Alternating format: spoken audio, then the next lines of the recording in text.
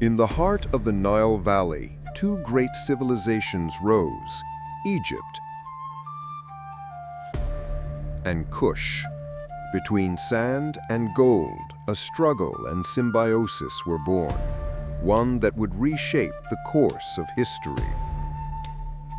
It was a long and complex conflict, difficult to define or reduce to a single narrative. The relationship witnessed periods of rivalry and tension, as well as moments of coexistence and cultural exchange.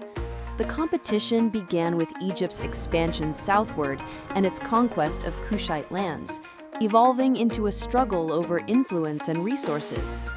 This led to phases of Egyptian dominance over Kush, followed by Kush's resurgence and eventual assertion of control over Egypt. Across thousands of years, the Nile connected two nations, the Egyptians in the north and the Nubians in the south, a crossing of interests and a history marked by both conflict and alliance. Despite periods of tension between the two peoples, their commonalities were profound. Their religions were nearly identical. Nubians worshipped Amun and Isis, just as in the north. And, as in Egypt, southern rulers saw themselves as guardians of the gods, naming their thrones accordingly. Pa, king of Kush, did not come as a conqueror, but as a savior from the Libyans and Assyrians who sought to distort and alter the essence of Egyptian culture.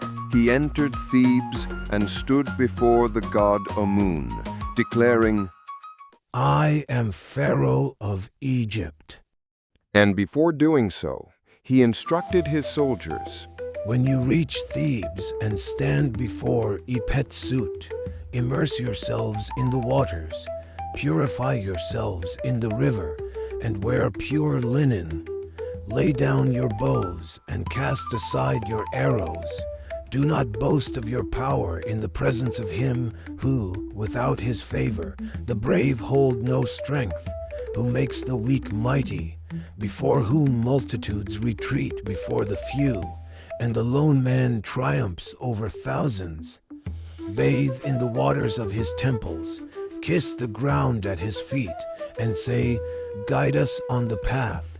Let us fight under your power. May the battles of the troops you have sent be victorious.